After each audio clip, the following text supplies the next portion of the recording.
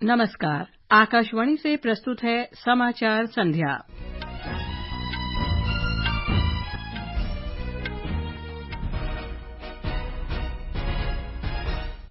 मंत्रिमंडल ने आयुष्मान भारत योजना के विस्तार को मंजूरी दी। इसमें 70 वर्ष से अधिक आयु के सभी वरिष्ठ नागरिक शामिल होने से लगभग 6 करोड़ लोग लाभान्वित होंगे।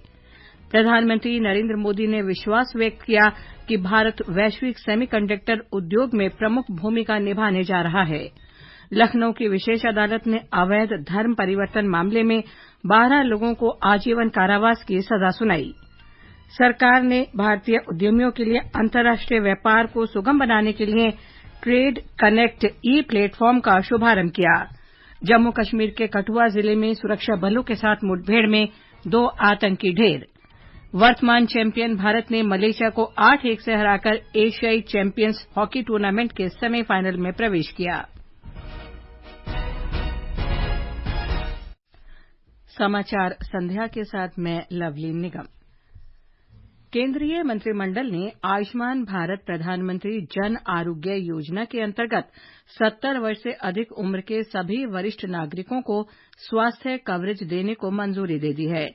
नई दिल्ली में मंत्रिमंडल की बैठक के बाद केंद्रीय मंत्री अश्विनी वैष्णव ने इसकी जानकारी दी। प्रधानमंत्री जी ने कहा था कि 70 वर्ष की आयु के ऊपर के हर बुजुर्ग को आयुष्मान योजना के दायरे में लाया जाएगा और 70 साल के ऊपर के हर बुजुर्ग, चाहे वो गरीब हो, चाहे मध्यम वर्ग के हो, चाहे उच्च मध्यम वर्ग के हो, ये नया दायरा होगा जिनको 5 लाख रुपए तक के मुफ्त इलाज की सुविधा मिलेगी। और इससे देश में करीब 4.5 करोड़ फैमिलीज, जिसमें करीब 6 करोड़ सीनियर सिटीजन्स कवर होंगे।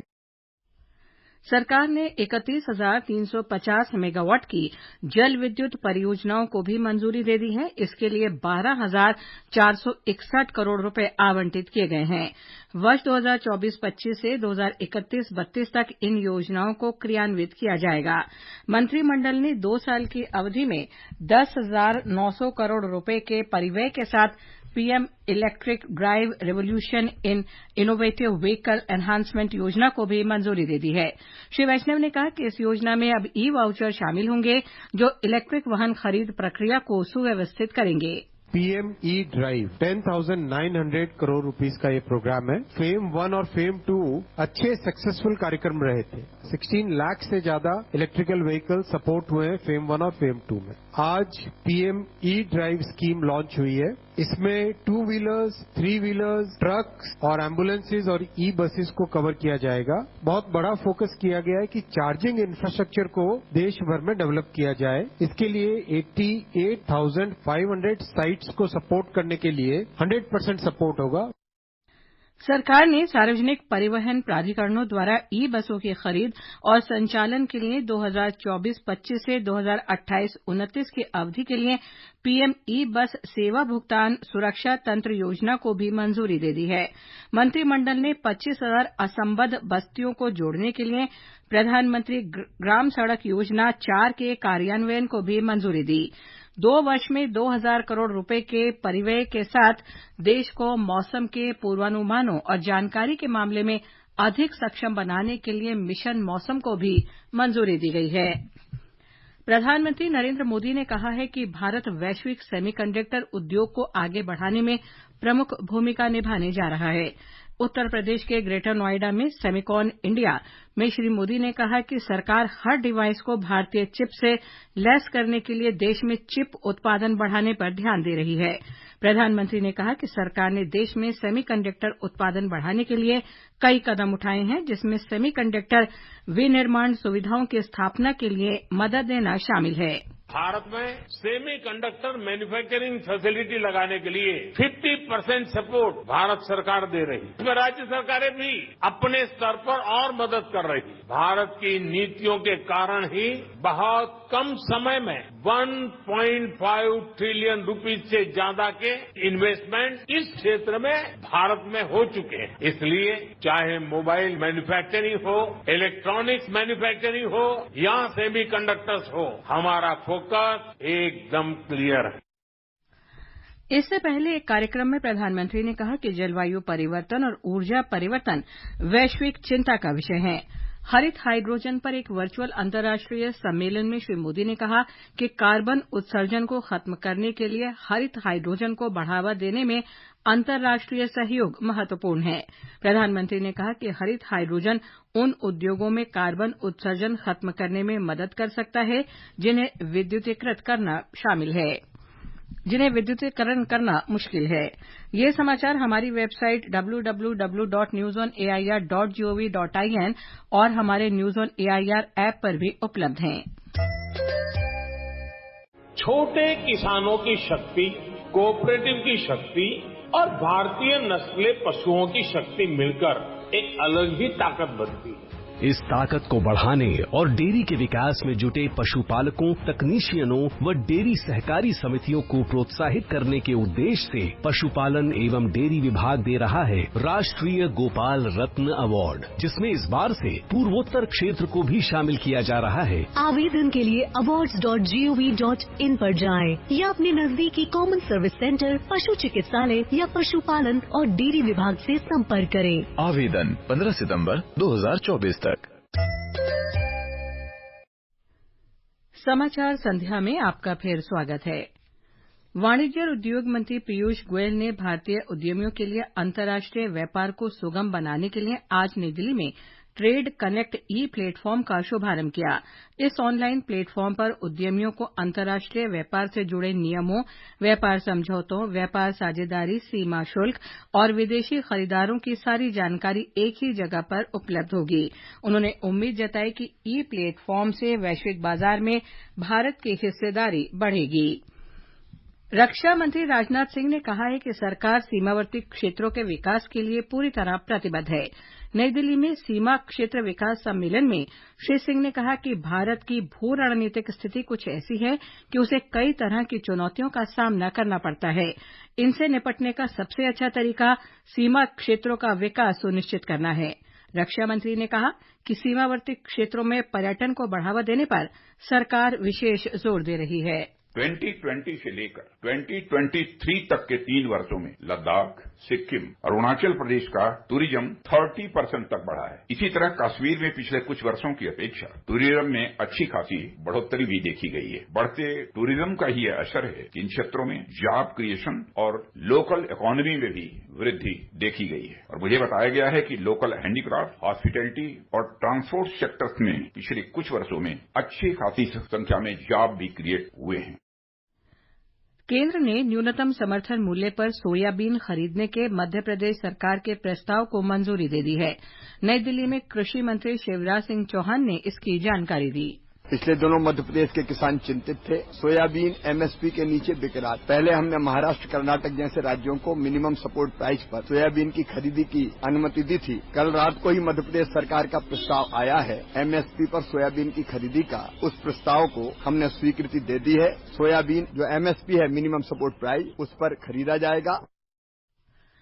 लखनऊ के राष्ट्रीय अन्वेषण अभिकरण और आतंकवाद निरोधी दस्ते की एक विशेष अदालत ने आज अवैध धर्मांतरण मामले में 12 लोगों को आजीवन कारावास की सजा सुनाई। 4 अन्य अभियुक्तों को 10 वर्ष के कारावास की सजा सुनाई गई। उत्तर प्रदेश आतंकवाद निरोधी दस्ते ने अपने आरोप पत्र में कहा कि मौलाना कलीम सिद्दीकी, उमर गौतम और मुफ्ती काजी जहांगीर आलम पूरे देश में अवैध धर्मांतरण रैकेट चलाते थे। मौलाना सिद्दीकी धर्मांतरण के लिए विदेशों से धन प्राप्त करने में भी शामिल था। जम्मू कश्मीर के कठुआ जिले में आज सुरक्षा बलों के साथ मुठभेड़ में 2 आतंकवादी मारे गए। सेना ने कहा कि सुबह जम्मू संभाग में उधमपुर और कठुआ जिलों की सीमा पर बसंतगढ़ के ऊपरी इलाकों में सुरक्षा बलों और आतंकवादियों के बीच गोलीबारी हुई। अभियान जारी है। ब्यौरे की प्रतीक्षा है। केंद्र ने खालिस्तानी समर्थक समूह सिख फॉर जस्टिस पर प्रतिबंध अगले 5 साल के लिए बढ़ा दिया है। ये प्रतिबंध गैर कानूनी गतिविधियां रोकथाम अधिनियम के तहत लगाया गया है। संगठन ऐसी गतिविधियों में लिप्त रहा है जो देश की अखंडता और सुरक्षा के लिए खतरा है। केंद्र ने 2019 में संगठन पर प्रतिबंध लगाया था। ये समाचार आकाशवाणी से प्रसारित किए जा रहे हैं। भारतीय जनता पार्टी ने कांग्रेस नेता राहुल गांधी की अमेरिका में कथित भारत विरोधी टिप्पणियों के लिए उनकी कड़ी आलोचना की है।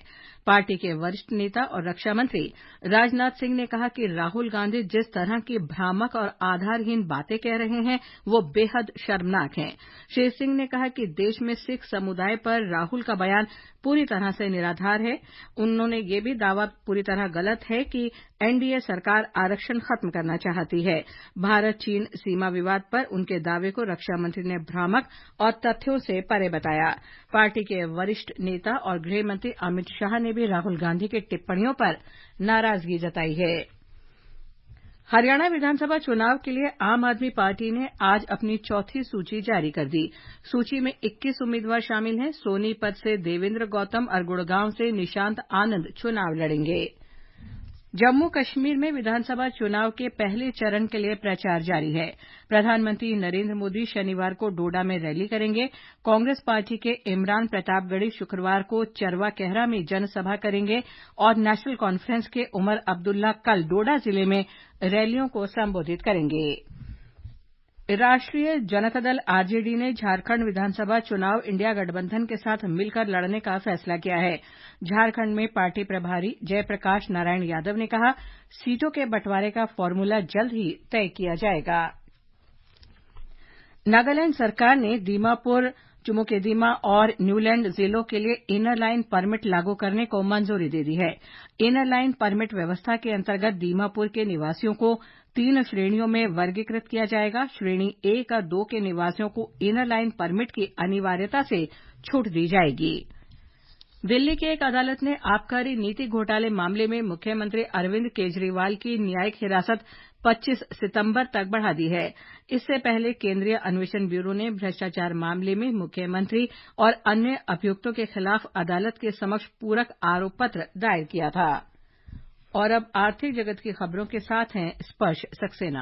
बॉम्बे स्टॉक एक्सचेंज का सेंसेक्स 398 अंक घटकर 81,523 पर बंद हुआ और नेशनल स्टॉक एक्सचेंज का निफ्टी भी 123 अंक फिसलकर 24,918 पर रहा। विदेशी मुद्रा बाजार में रुपया डॉलर की तुलना में बिना किसी बदलाव के 83 रुपए और 98 पैसे के स्तर पर बंद हुआ और ब्रेंट कच्चे तेल की कीमत $70 और 89 सेंट प्रति बैरल पर थी। महाराष्ट्र में चंद्रपुर जिले के ब्रह्मपुरी तालुका में बिजली की तार की चपेट में आने से 4 किसानों की मौत हो गई। इस हादसे में एक किसान घायल भी हुआ है। घटना उस समय हुई जब किसान खेतों में खाद डालने का काम कर रहे थे। घटना की जांच की जा रही है।